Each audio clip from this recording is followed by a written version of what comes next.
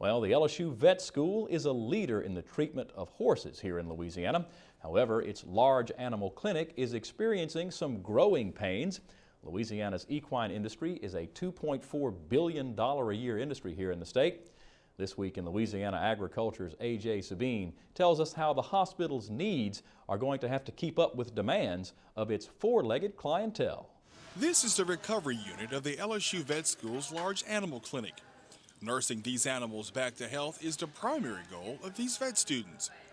The clinic is a leader in equine care and research across Louisiana, but would like to get better.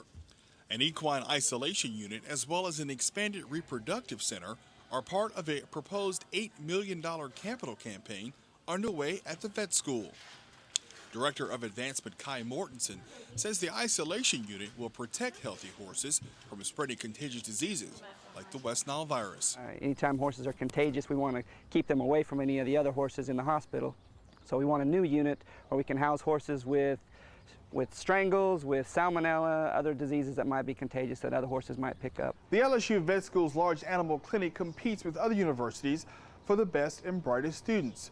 With the addition of the equine isolation unit as well as the hospital's expansion of the reproductive unit, LSU will become a beacon for not only the best students here in Louisiana, but across the nation. Yeah, we want the best students that there are. I mean, we have tremendous faculty and we have good facilities, but if we can take that up to the next level, I think we can attract even more of the best and brightest that are out there. The LSU Large Animal Clinic is on the vanguard of reproductive technology. The expansion of the current facility will further the research being done with genetics and reproductive health. We have, I guess, 3 board-certified veterinarians in theriogenology, which is, reproduction. And we have a graduate student as well who's here doing a residency. And we have a lot of students who are really interested in reproduction as well. It's not just for horses, it also serves small animals as well. But this unit is something that could really expand our program, give the people that we have in place the facilities that they need to truly excel at what they do. Mortensen expects to break ground on the isolation unit next year with the help of the state, the community, and folks like you. And so it's not something that we are going to be able to fund raising money, $25 here and there. These are going to have to be substantial donations, and we're hopeful that perhaps the state will assist us as well with matching some of those dollars and help us get there. And that's not the only thing going on at the LSU Vet School. Right now, joining us is Kai Mortensen. He is the advancement director of the vet school. And Kai, you guys have plans to bring in a wildlife hospital. Tell folks about that.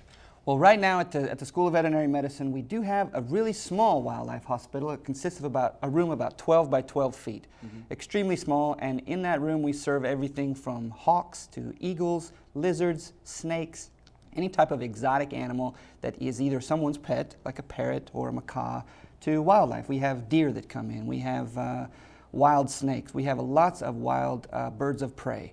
Some of them have been there and have gotten to the point where they're not ready to go back into the wild, and in so much that some of them have been resident hawks. We have a resident screeching owl that's been there for about 20 years. He'll never be released. Usually what we try to do is we rehabilitate wildlife and try to release them back into the wild, train them to hunt again and back into the wild. Now, we just saw in the piece that led up to this some of the other plans that the hospital, that the vet school has in terms of horses, but how does the wildlife hospital tie into the ultimate goals for the LSU Vet School? Well, the entire goal for the vet school is to become a premier health center for animals, not only for the state and for the region, but as an example for the whole nation, and to be recognized on a global scale as well for our research and for our clinical service. Having a premier wildlife hospital in Louisiana is really a no-brainer based on the fact that we have a tremendous amount of wildlife here, and there's really nowhere else for these animals to go.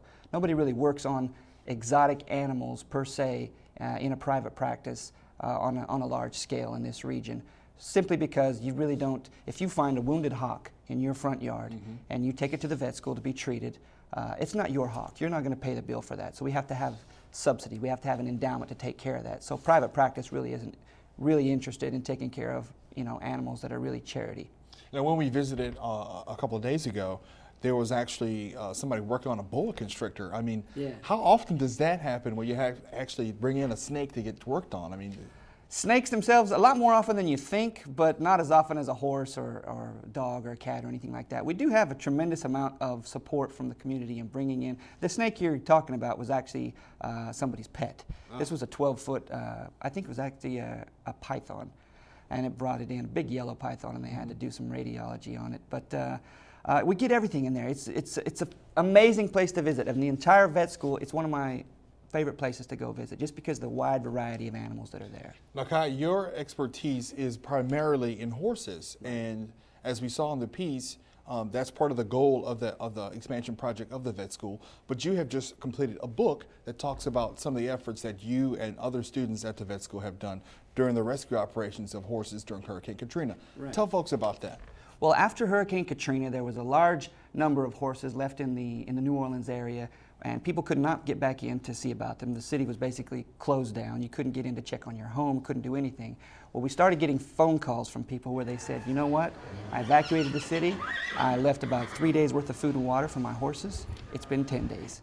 Can you all get in there and help out and see if you can find my horse? And so we started going down. We got permission from the governor to get into affected areas. And this book— This is the cover, here's the cover. Yeah, this book tells the story. It's basically a lot of small stories about different rescue operations that we did, how we got involved initially, and then it's got a lot of information in the back about how people can become more prepared as pet owners and animal owners to be. I've looked at it. It's a great book. Tell folks how they can get it. You can get it pretty much anywhere online, Amazon.com, Barnes & Nobles, Target.com, Books A Million, anywhere like that. It actually comes out. You can pre-order it now. The book sells for $19.95. I think you can get it for most places for about $15.